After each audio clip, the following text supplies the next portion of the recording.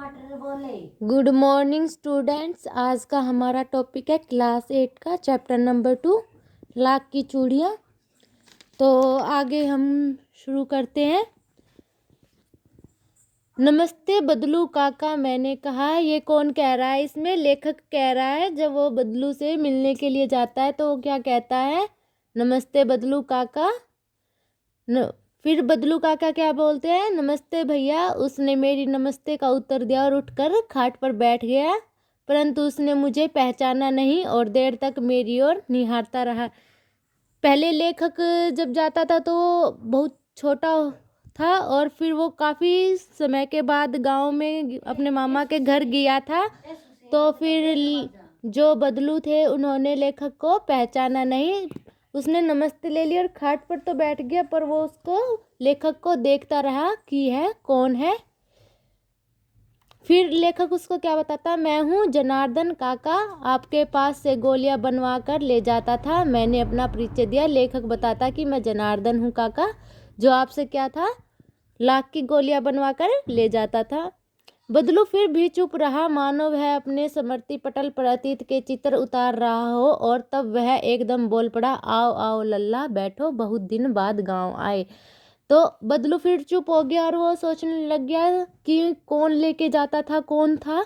तो फिर वो ऐसे याद करता है। फिर उसको याद आता है कि ये जनार्दन है जो मुझसे लाख की गोलियां बना के लेके जाता था। फिर वो बदलू बोलता है, आओ आओ लल्ला, बैठो, बहुत दिन गांव में आए हो। हाँ, इधर आना नहीं हो सका काका, मैंने चारपाई पर बैठते हुए उत्तर दिया। कुछ देर फिर शांति रही। मैंने इधर उधर दृष्टि दौड़ाई, न तो मुझे उसकी माचिया ही नजर आई, न ही भट्टी। तो फिर बदलू के पास लेखक भी बैठ जाता है और फिर थोड़ी देर शांत होने के बाद फिर वो देखता इधर उधर, ना तो मचिया जिस पर बदलू बैठकर चूड़ियाँ बनाता था और ना वो भट्टी है जिसमें कि वो चूड़ियों को आकार देता था। आजकल काम नहीं करते काका, मैंने पूछा। फिर लेखक है वो बदलू से पूछता है कि काका आजकल आप काम नहीं करते, क्योंकि उसको वे चीज़ें नज़र नहीं आई थी जिस पर बदलू काम किया करता था। फिर बदलू बोलता है, नहीं लल्ला, काम तो कई साल से बंद है। मेरी बनाई हुई चूड़ियाँ कोई पूछे तब तो गांव गांव में कांच का प्रचार हो गया है।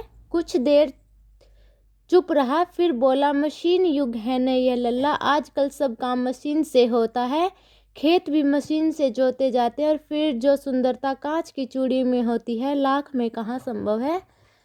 फिर बदलू लेखक को बोलता है कि उसका काम तो काफ़ी समय से बंद हो चुका है और अब तो लाख की चूड़ियाँ कोई पहनता ही नहीं है।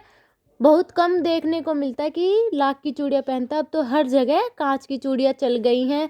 अब मशीनी युग आ गया, सब कुछ काम मशीन से होने लग गया है। खेत की जुताई वगैरह भी क्या है, मशीनों से होने लग गई है। और जो कांच की चूड़ियाँ होती है वो क्या है, लाख की चूड़ियों से ज़्यादा अच्छी दिखती है। लेकिन कांच बड़ा खतरनाक होता है, बड़ी जल्दी टूट जाता है, मैंने कहा। फिर लेखक क्या कहता है, कांच तो बड़ा नाजुक होता है, वो तो जब भी टूट जाता है, और लाख क्या है, वो मजबूत होता है, जल्दी से टूटता नहीं है। नाजुक तो फिर होता ही है लल्ला। कहते कहते उसे खांसी आ गई और देर तक खांसता रहा। मुझे लगा उसे दमा है। अवस्था के साथ साथ उसका शरीर ढल चुका था। उसके हाथों पर और माथे पर नसें उभर आई थी। फिर बदलू कहता है कि जो कांच की चूड़ियाँ वे नाजुक तो होती ही है। फिर उसको खांसी आ जाती है और खांसता रहता है। बदलू बूढ़ा हो चुका होता है तो इसलिए उसके हाथों और चेहरे पर क्या है, झुर्रियाँ आ जाती है। जाने कैसे उसने मेरी शंका भाप ली और बोला, दमा नहीं है मुझे, फसली खांसी है, यही महीने 2 महीने से आ रही है, 10-15 दिन में ठीक हो जाएगी। जो लेखक था वो क्या सोच रहा था उसकी खांसी को देखकर कि उसको शायद दमा है, पर बदलू समझ जाता है कि लेखक को क्या लग रहा है कि उसको दमा है। तो बदलू उसको पहले बता देता है कि मेरे को दमा नहीं है, खांसी मुझको 10-15 दिन से ही हुई है। मैं चुप रहा। मुझे लगा उसके अंदर कोई बहुत बड़ी व्यथा छिपी है। मैं देर तक सोचता रहा कि इस मशीनी युग ने कितने हाथ काट दिए हैं। कुछ देर फिर शांति रही जो मुझे अच्छी नहीं लगी।